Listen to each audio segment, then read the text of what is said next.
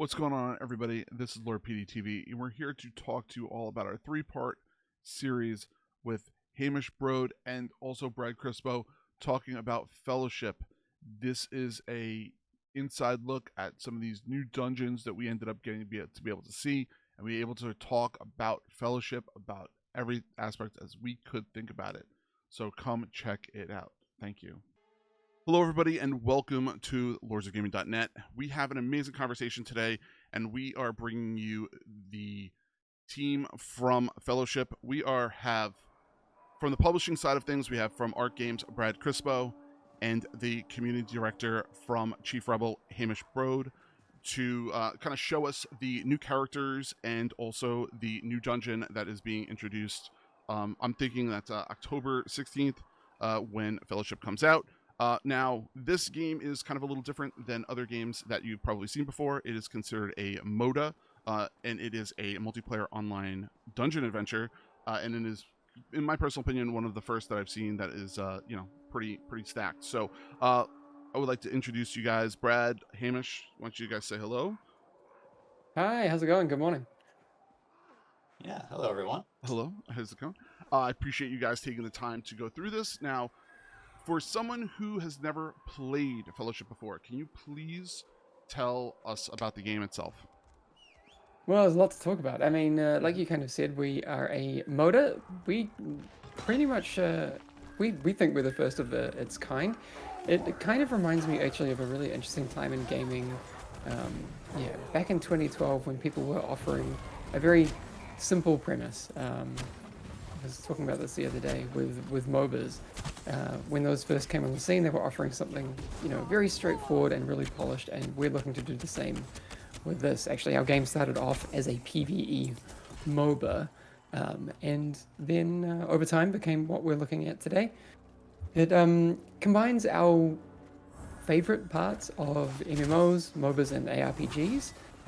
If you look at our game, you can see that it the character cameras and controls are very akin to that of how you would navigate an MMO, and people who have been playing our game a lot start to see that the skills kind of line up with something that is maybe a bit more in line with an ARPG. We've got a hero-based model like you would experience in a MOBA, and lots of different bits and pieces that we think work really well together, and they all combine into this end game dungeon running experience. You jump in Fellowship, you play dungeons, and you get more powerful, and you do it again.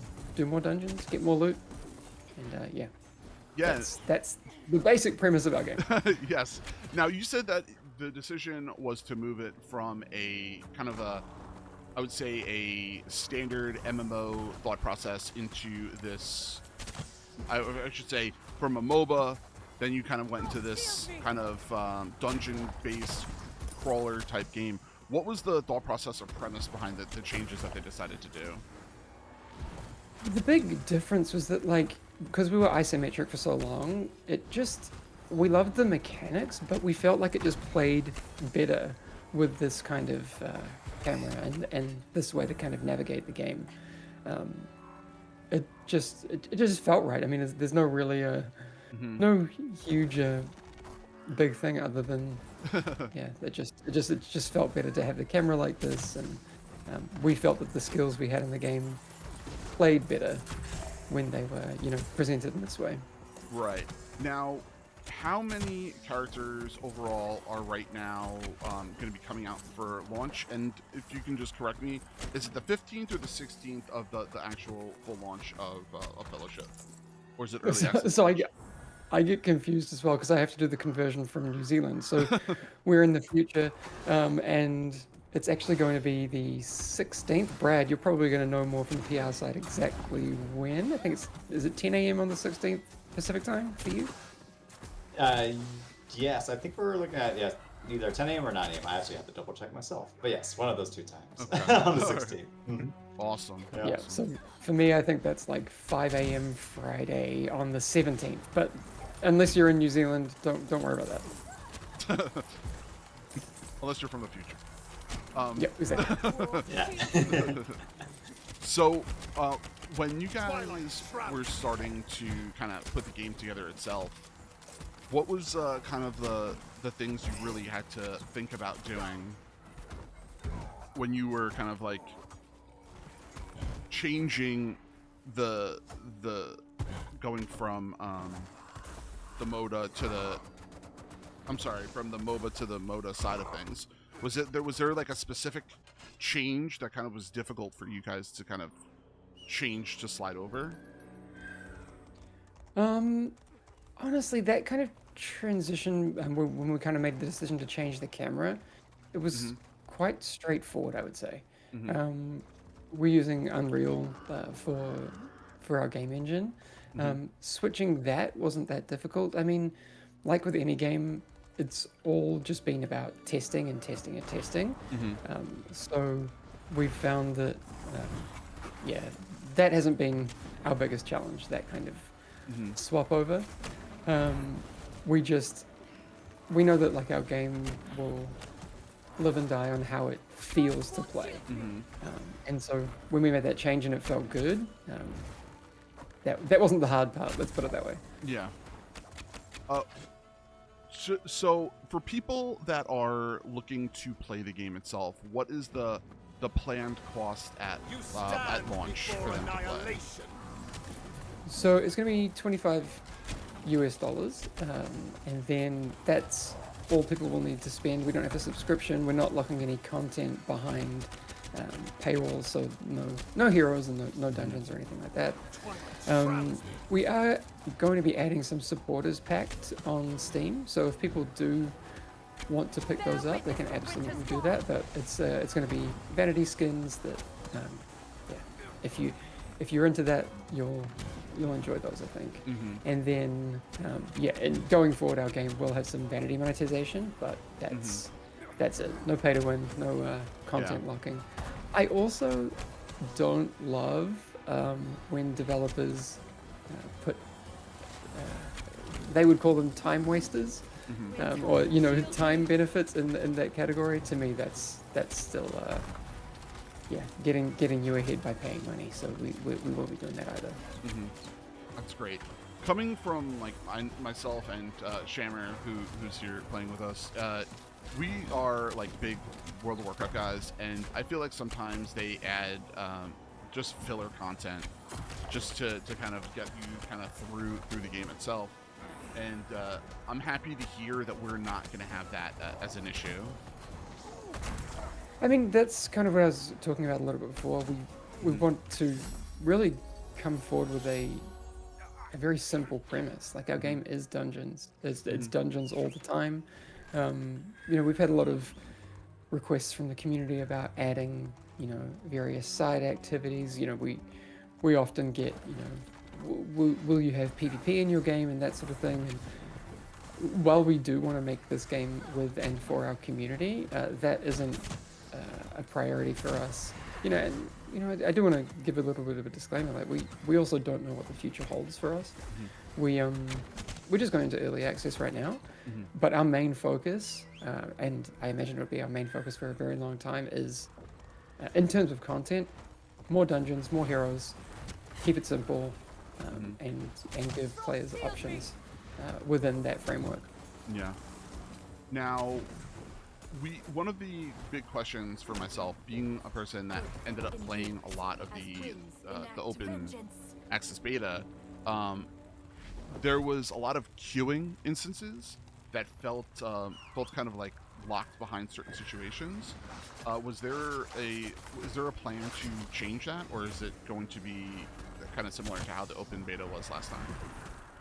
Do you mean in terms of queue options or queue times? So queue options, because you really couldn't, because when we were doing the group finder stuff, it got to a point where I myself personally started getting locked behind not being able to get past that level 7, I think it was contender level, that base level, because I wasn't able to, because the only way to queue for it was if you had an actual full group, and since I was only trying to go through the random finder, I wasn't able to do that. No, so compared to the last test, we're putting a lot of work into the UX side of things, making sure that people understand why they're doing things, what they're doing. So you'll notice that it's, yeah, there's going to be a lot of work done there.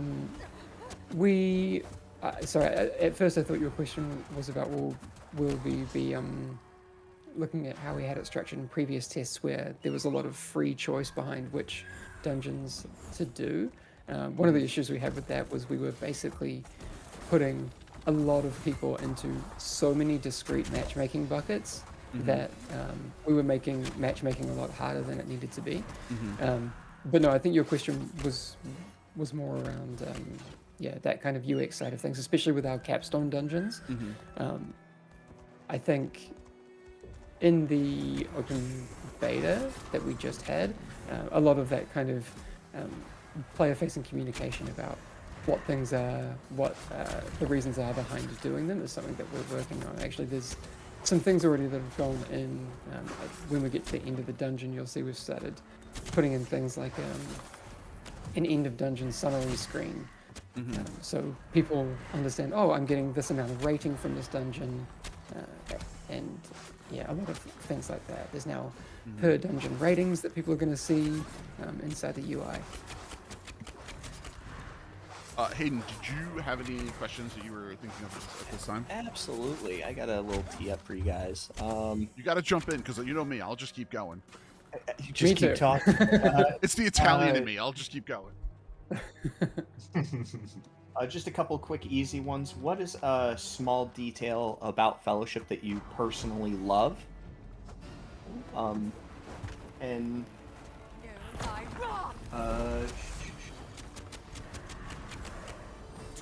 yeah, we'll start off with that one. What's a small thing that you personally love about the game? Oh, that's such a hard one. I would say like an actual unique small detail. I do this as I'm playing Mako. I would say the unique.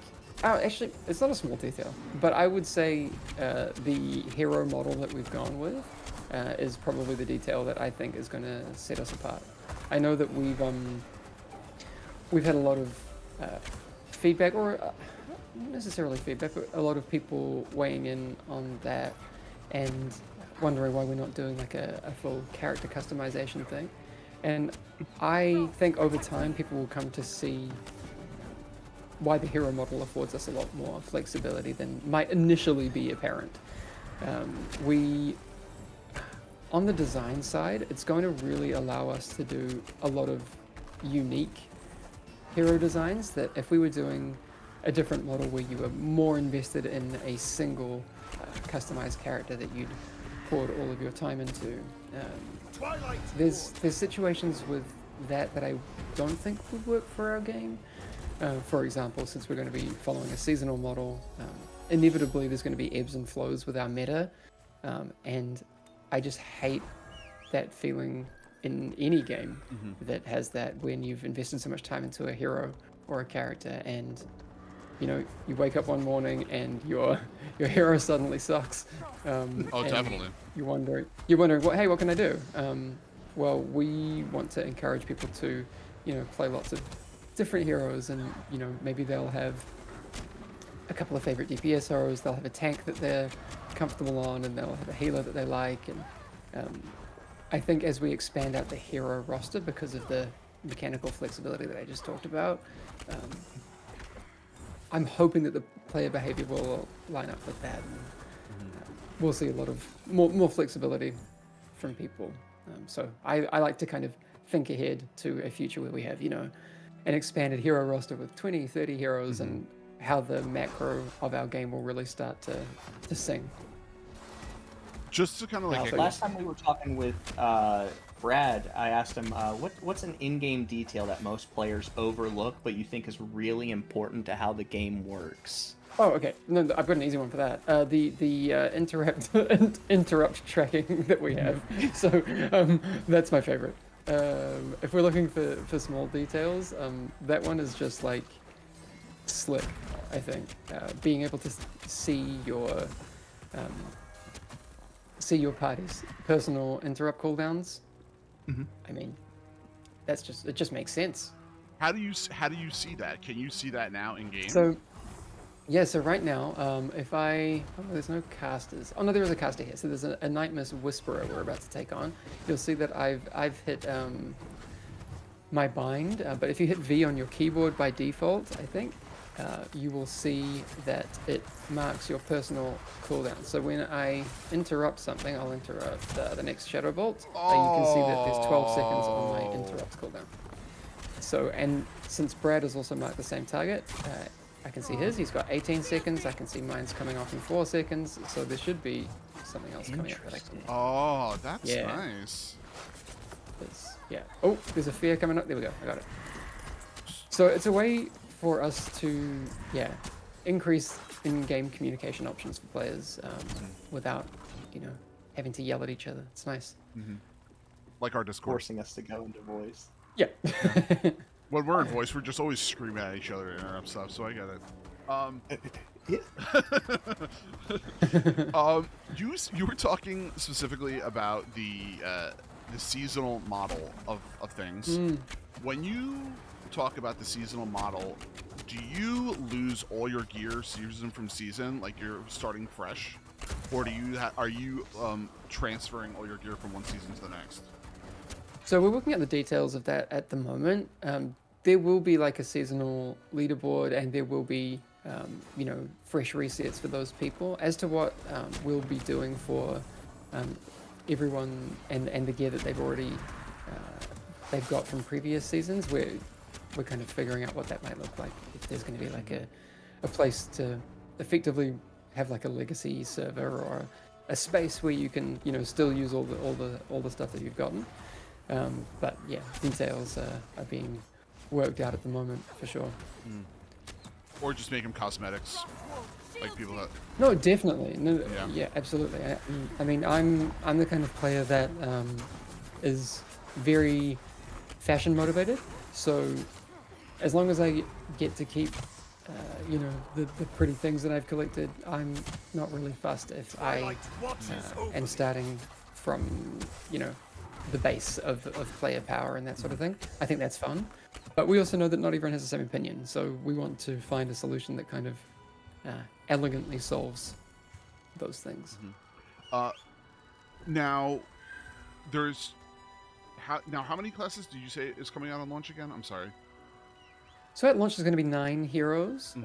You are right now playing the one that's unannounced, but you will be showing everyone very fresh Ilarion, our ranged archer. And then we have said, though still unannounced, the only public knowledge about what's coming after that is we're going to have another tank coming out. Not at early access, but that will be the next one, date TBD. And then, we just want to make new heroes, and we're going to be testing some more ideas that we have soon privately, and we're excited to see which of those ideas kind of sticks. What we're doing kind of behind closed doors is we have like a community council of players who have been working with us and testing things out in a nice private little Discord that we're running. And what we want to do there is test some very early hero concepts. Actually, I mean, for full transparency, when we were testing Ilarion, we were testing also this other tank we were working on, and we decided the tank needed longer to cook, and we decided to go all in on Ilarion. We'll be doing a kind of similar thing with upcoming heroes, where we, test out 3 early prototypes and see which one feels like it's resonating the most, and then we'll focus on that and come back to the other ones if it makes sense. Gotcha. Which kind of runs me into my next question. How do you guys handle balancing hype and your secret keeping with the community? Ooh, that's a tricky one. And you asked with the community person, and then also traditionally the enemy of the community person, the PR person. But honestly, like it's been such a joy working with Ark. I come from look, it's no surprise to you. I'm sure that the AAA space is a lot more controlled. I worked at Blizzard, and then I worked at Ubisoft for 10 years, and there's a lot more processes in place, and there's a lot more people you're working with, so it makes a lot of sense. And also they're dealing with giant things that I understand that level of control makes a lot of sense. But it's been so much fun working with Brad and the ARC team, because we kind of experience a little more freedom, and yeah, it's been a lot of fun. But we still have secrets that we need to keep.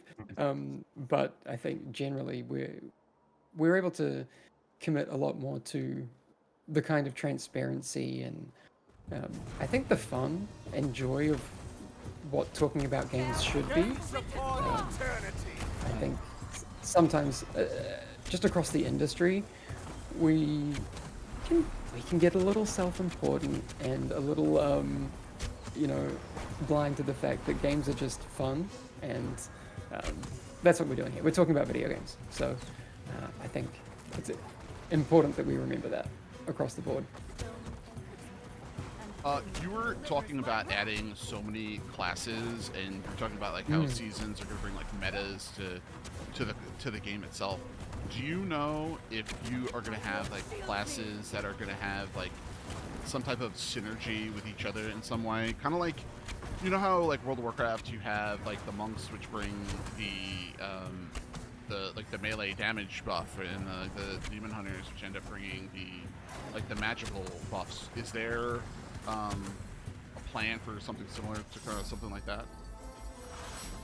I mean, we haven't expressly talked about like per hero synergies, but I think naturally we'll fall into a lot of those. I mean, I play a lot of Dota, so you have some like classic laning combinations that are just like they really make the most of each other's toolkits. Like a Crystal Maiden Juggernaut lane is a classic where the Crystal Maiden will free stuff in place, and Juggernaut will Blade Storm things in a certain spot. But I think naturally we'll see a bit of that. I think we played Alarian right now in this dungeon, and he's got like a huge amount of mobility compared to other heroes. So I think naturally for a lot of fights like the one we just did, that's going to make a lot of sense. But as to like certain heroes working with other ones, I think that'll happen. And as we kind of get through and make more heroes, I know the team are really excited about taking a lot more creative liberties. And yeah, so yes, I would say is the short answer. Yeah. It'll likely happen, and yeah, since we just want to make a bunch more heroes, I could see that happening. I think it'd be really, really cool. Yeah, definitely cool. One of the interesting things that I see. Oh, I can't look it up now, but because there's no traditional leveling in this game, and you have I guess you can call it the skill map, or is it considered a reward map? I guess you could say. Yeah, rewards. Yeah. So when you're ending up doing that, right? You like a lot of your talents and stuff are being placed into that reward tree itself. Is there a specific reason why the talents are being placed under this reward tree for like defeating and completing dungeons and things like that? Yeah, so I mean, one of the things that people will recognize. Actually, we can probably do another dungeon, I think. Yeah, we're done. One of the things that people will realize when they jump into our game, we will have a tutorial when early access comes out, but there's still a lot of player onboarding to do. We're not an MMO, so we don't have like that kind of tutorial onboarding through like world questing and that sort of stuff. And a lot of people are going to have to do that in dungeons. So when you first jump into the game on any hero, you're going to have about half of your hotbar filled. And that's already quite a lot to wrap your head around. So yeah, the main focus of having talents and abilities behind behind dungeons on the reward track is just an onboarding decision. Gotcha.